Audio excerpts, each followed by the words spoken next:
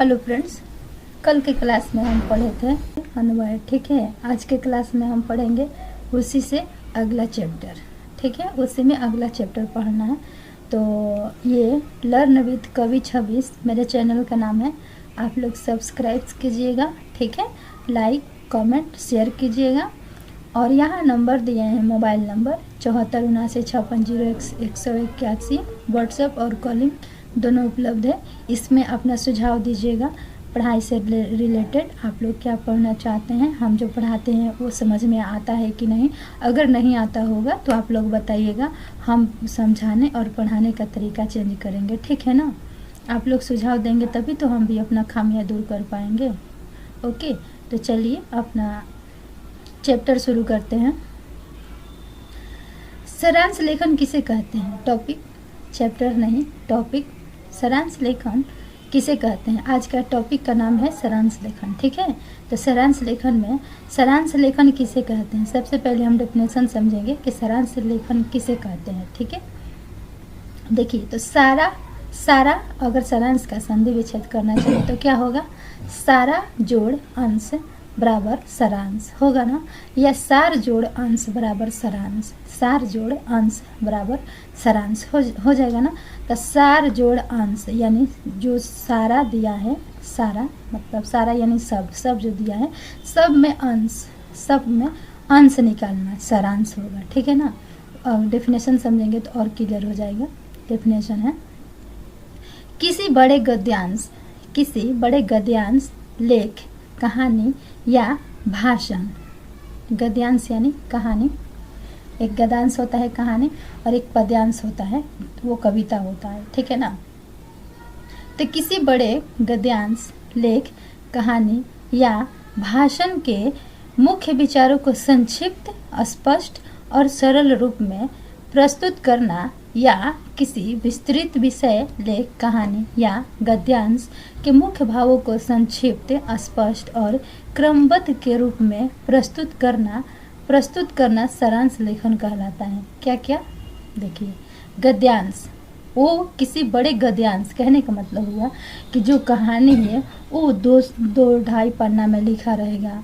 लेख है, लेख जैसे गाय पर लेख लिखे, स्कूल पर लेख लिखे, वो कहानी या भाषण जैसे पंडित जवाहरलाल नेहरू पर जो स्पीच लिखा जाता है 26 जनवरी 15 अगस्त को देने के लिए, तो वो भाषण हुआ। ठीक है, विचारों को संक्षिप्त कहने का मतलब कि जो ये बड़े बड़े चीज़ है, जो 2 पन्ना में, 1.5 पन्ना में, 1 पन्ना में गद्यांश है, लेख है, कहानी है या भाषण है, उसको उसके मुख्य विचारों को संक्षिप्त यानी थोड़ा सा कहने का मतलब हुआ कि यदि वो 2 पेज में है तो इसको आधा पेज में लिखना। ठीक है, स्पष्ट, संक्षिप्त लिखना है लेकिन स्पष्ट लिखना है। स्पष्ट लिखना है मतलब जो 1.5 पन्ना में बात कहा गया है उसको हम 10 लाइन में, 15 लाइन में ही स्पष्ट तरीके से कह देंगे। और सरल रूप में, सरल यानी बहुत आसान रूप में, बहुत आसान, ये नहीं कि उसमें से आसान भाषा दिया हुआ है, आसान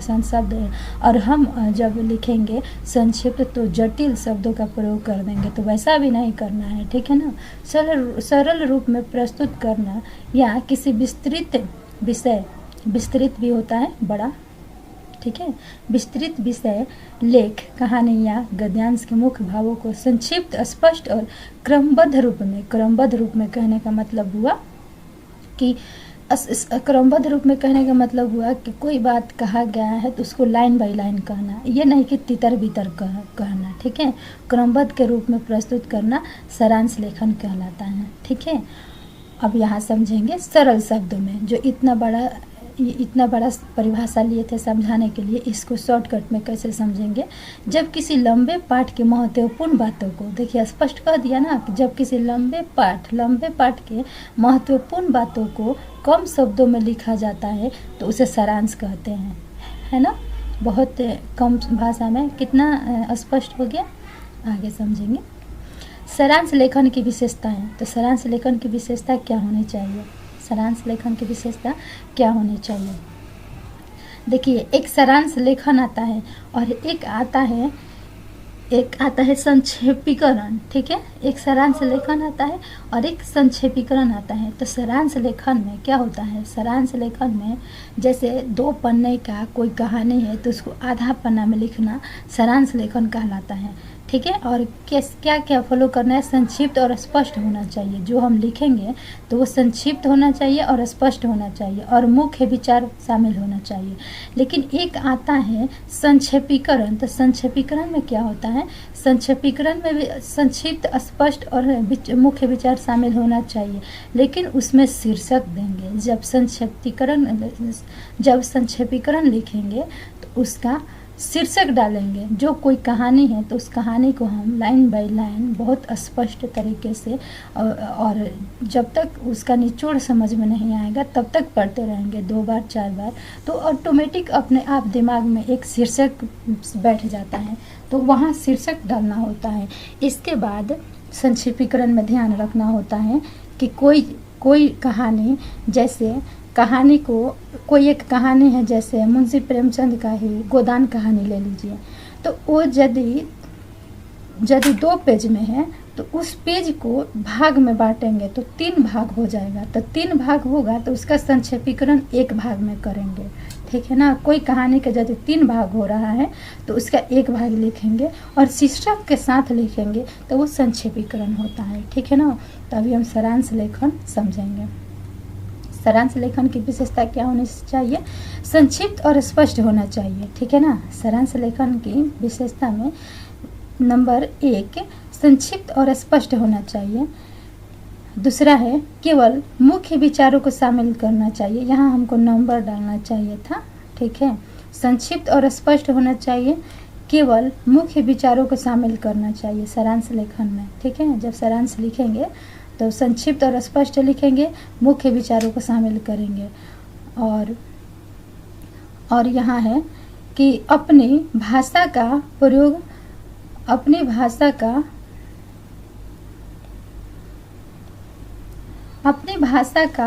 करना चाहिए, ठीक है।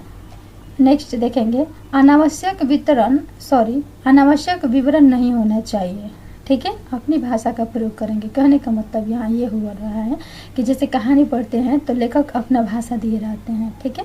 तो जब हम कहानी पढ़ लेंगे तो मोटा मोटी अपने भाषा में उस कहानी का शॉर्टकट दिमाग में आ जाता है। तो वही बात कह रहा है कि अपनी भाषा का प्रयोग करना चाहिए सारांश लेखन में, ठीक है। अनावश्यक वितरण नहीं होना चाहिए, मूल भाव में कोई परिवर्तन नहीं होना चाहिए, ठीक है। अब ये नहीं कि कहानी के सारांश लिख रहे हैं और उसके बाद कोई परिवर्तित कर दें, तो ऐसा भी नहीं होना चाहिए, ठीक है। जैसे यहाँ एक अनुच्छेद दिए हैं, इसको पढ़ेंगे और समझेंगे, ठीक है।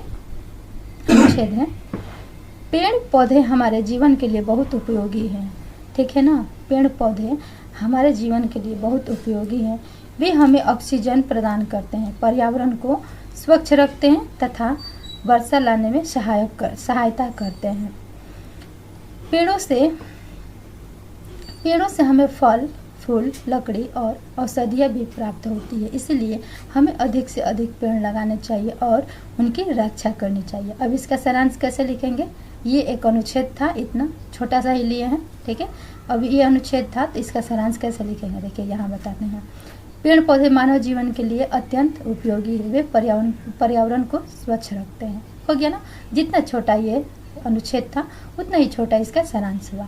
अब जब इसका संक्षेपीकरण करेंगे तो इसमें क्या क्या बताएं कि संक्षेपीकरण, तो इसको हम देखिए बांटेंगे, 3 भाग में बांटेंगे। 2, 2, 4, 2, 6 लाइन हुआ ना, तो 6 लाइन हुआ तो ये 3 भाग में बट रहा है, 2 लाइन में, तो इसका 2 लाइन में लिखेंगे, ठीक है।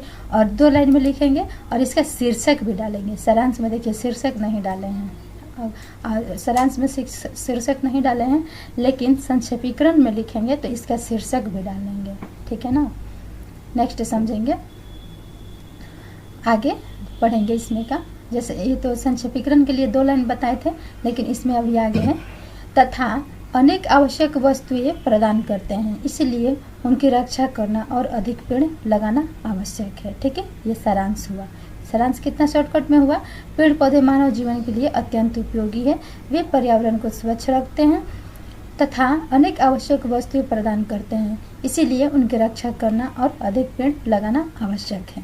ठीक है, सारांश लेखन के लिए आवश्यक निर्देश क्या है? तो सारांश लेखन के लिए आवश्यक निर्देश यहाँ पढ़ेंगे। मूल पाठ को ध्यान पूर्वक पढ़ेंगे। ठीक है, अब जैसे यहाँ है तो जब तक हम इसको ध्यान पूर्वक नहीं पढ़ेंगे तब तक कैसे समझ में आएगा कि हमको क्या क्या बातें लिखना है। ठीक है, इसको ध्यान पूर्वक पढ़ेंगे, 2 से 4 बार पढ़ेंगे, अगर एक बार में नहीं समझ में आएगा तो। ठीक है, आगे समझेंगे। यहाँ मूल पाठ को ध्यान पूर्वक पढ़े ताकि उसका मुख्य भाव समझ में आ जाए।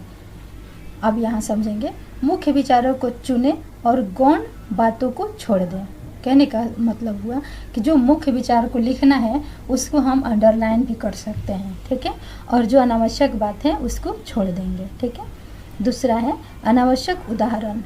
अनावश्यक उदाहरण, विवरण और पुनरावृत्ति हटाएंगे। ठीक है, जैसे अनावश्यक, जैसे वो सारांश हम लिख रहे हैं तो उस उदाहरण की ज़रूरत नहीं है तो उसको हम नहीं डालेंगे सारांश में। ठीक है, विवरण को भी हटा देंगे अगर विवरण ज़रूरत नहीं है तो, और जो चीज़ बार बार पुनरावृत्ति यानी बार बार दोहराया गया है उसको भी हम नहीं डालेंगे, एक ही बार डालेंगे। ठीक है, सारांश अपनी भाषा में लिखेंगे। ठीक है, वो किताबी भाषा नहीं लिखेंगे, किताब से हट करके ऑटोमेटिक दिमाग में बैठ जाता है कि हमको ये बात लिखना है। भाषा सरल, स्पष्ट और संक्षिप्त रखें। ठीक है, भाषा सरल यानी आसान, स्पष्ट जो समझ में आए जो पढ़ने वाला को, और संक्षिप्त रखें। ठीक है, शॉर्टकट। मूल भाव और उद्देश्य को यथावत बनाए रखें। मूल भाव और उद्देश्य को किसके बारे में लिखना है, क्या लिखना है, उस चीज़ को यथावत बनाए रखें। व्यक्तिगत विचार या टिप्पणी न जोड़ें। कहने का मतलब हुआ कि सारांश अनुच्छेद में कुछ और बातें दिया गया है और हम वहाँ पे अपना व्यक्तिगत बात जोड़ेंगे तो वो ऐसा बिल्कुल डालना गलत हो जाएगा। तो वही बात कह रहा है कि व्यक्तिगत विचार या टिप्पणी को न जोड़े। अपने आप से कोई शब्द नहीं जोड़ना है, कोई टिप्पणी, कोई विचार नहीं जोड़ना है। ठीक है, वाक्यों में क्रम और तारतम्य बनाए रखें। ठीक है, वाक्य में क्रम, कहने का मतलब हुआ कि वाक्य को क्रम से ही लिखेंगे। ठीक है, subject plus verb plus object plus other words ऐसे ही करके लिखेंगे। ये नहीं कि कभी कर्म को पहले लिख दिए, कर्ता को बाद में लिख देंगे, क्रिया को बाद में लिख देंगे, तो ये क्रम नहीं हुआ, ये बिना क्रम के हो जाएगा। ठीक है, उचित एवं विषयानुकूल शीर्षक दें।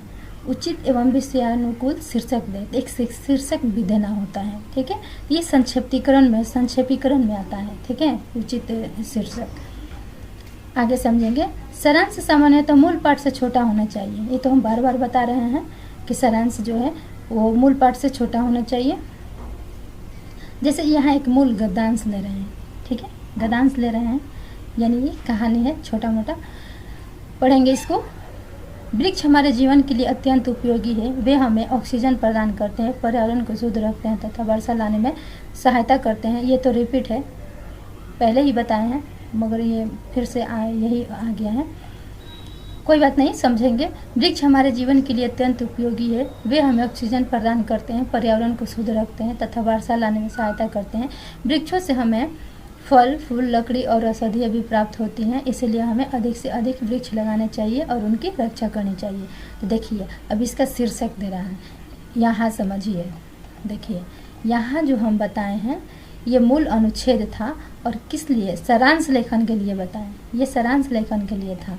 और यहाँ जब शीर्षक देना है तो ये किसके लिए है, संक्षेपीकरण के लिए है। ठीक है, कहानी एक ही है दोनों में, लेकिन दोनों एक ही कहानी हम जानबूझकर के लिए समझाने के लिए। देखिए, इसमें हम शीर्षक लिए हैं नहीं ना, सारांश जब लिख रहे हैं, सारांश लिख रहे हैं तो शीर्षक नहीं लिए हैं, लेकिन संक्षेपीकरण लिखेंगे तो इसका शीर्षक भी लिखेंगे। तो देखिए, ये कहानी है हमारे जीवन के लिए अत्यंत उपयोगी है।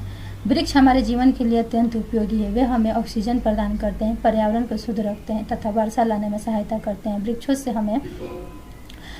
से हमें फल, फूल, लकड़ी और औषधियाँ भी प्राप्त होती है, इसलिए हमें अधिक से अधिक वृक्ष लगाने चाहिए और उनकी रक्षा करनी चाहिए। अब इसका स्पष्ट संक्षेपीकरण कैसे करेंगे, तो देखिए, इसमें सारांश का शीर्षक डालेंगे।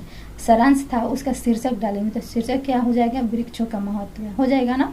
सारांश शीर्षक हो जाएगा वृक्षों का महत्व। अब उसका लिखेंगे शॉर्टकट यानी संक्षेपीकरण लिखेंगे तो क्या हो जाएगा, वृक्ष मानव जीवन और पर्यावरण के लिए अत्यंत उपयोगी है। वे अनेक आवश्यक वस्तुएं प्रदान करते हैं तथा पर्यावरण को संतुलित रखते हैं। इसलिए वृक्षों की रक्षा और उनका संरक्षण आवश्यक है। ठीक है, किसी विस्तृत विषय के मुख्य भाव को संक्षेप में प्रस्तुत करना ही सारांश लेखन कहलाता है। ठीक है, अब यहाँ समझेंगे मूल वाक्य। जल जीवन का आधार है, इसके बिना पृथ्वी पर जीवन संभव नहीं है, इसीलिए हमें जल का संरक्षण करना चाहिए।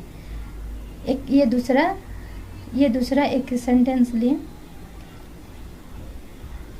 यहाँ सिर्फ किसी विस्तृत विषय के मुख्य भाव को संक्षेप में प्रस्तुत करना ही सारांश लेखन कहलाता है। तो ये दूसरा हुआ मूल वाक्य क्या हो जाएगा कि जल जीवन का आधार है, इसके बिना पृथ्वी, ये शॉर्टकट उसका कहानी नहीं ले पाए हैं, छूट गए हैं। ठीक है ना, ये इसका जो है सारांश ले लिए हैं, इसका कहानी नहीं ले पाए हैं, तो ये सारांश हो जाएगा कि जल जीवन का आधार है, इसके बिना पृथ्वी पर जीवन संभव नहीं है, इसीलिए हमें जल का संरक्षण करना चाहिए। ठीक है, बस इतना ही है, कहानी इसका छूट गया है। ठीक है ना, फिर भी आप लोगों को समझ में आ गया होगा। तो आशा है आज की क्लास आप लोग को समझ में आई होगी। ठीक है, आया होगा तो यस लिखिएगा, नहीं आया होगा तो नो लिखिएगा। ठीक है, तो आज की क्लास में इतना ही, अभी इसमें का और पढ़ना बाकी है, तो आज की क्लास में इतना ही, और कल के चैप्टर कल पढ़ाएंगे। तो बाय बाय, थैंक यू।